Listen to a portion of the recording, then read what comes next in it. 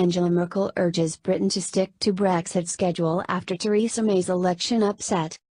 Angela Merkel wants the UK government to stick to the Brexit time plan as she hopes to work quickly to negotiate Britain's exit from the EU. Despite the fact that Theresa May lost her parliamentary majority in one of the most shocking general elections in recent years, the German Chancellor is urging Britain to stay committed to the Brexit timetable. Speaking during a visit to Mexico City, Mrs. Merkel said Germany was ready for Brexit talks to begin on June 19 as scheduled. Appearing alongside Mexican President Enrique Pena Nieto, she told reporters, "I assume that Britain, from what I heard from the Prime Minister today, wants to stick to its negotiating plan.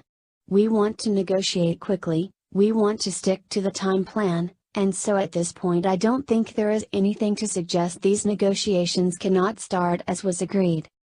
As election results began to come in, outgoing UKIP leader Paul Nuttall said Mrs. May had put Brexit in jeopardy by calling a snap poll. Despite agreeing to form a government with the support of the DUP, the Prime Minister has faced calls to resign from within her own party, and opposition leaders have said Mrs. May should feel ashamed of carrying on. Anna Soubry, who was re-elected to her Broxtowe constituency on Thursday, said the Prime Minister needs to consider her position. A visibly angry Ms. Soubry said she did not know where to begin when speaking to David Dimbleby about the Tories' dreadful election results. As she attacked the Conservatives' campaign, Ms. Soubry blamed the Prime Minister's U-turn on social care for deeply flaws in her Tory leadership. She said, "It did not make her look like the strong and stable Prime Minister she had said that she was. That was a difficult and very serious blow, I think, in terms of her own credibility." Meanwhile, Heidi Allen, who was returned as the Tory MP for South Cambridgeshire, told LBC, "If this was any other election in any other time in our history, you could say yes, the Prime Minister needs to stand down, but this is different of course because we are about to start negotiating Brexit, so that puts an entirely different complexion on matters. We do need a Prime Minister at this moment. I don't believe personally that Theresa May will stay as our Prime Minister indefinitely. It may well be just a period of transition. We do need to get some stability, but I just don't know how that is going to pan out in the next week or two."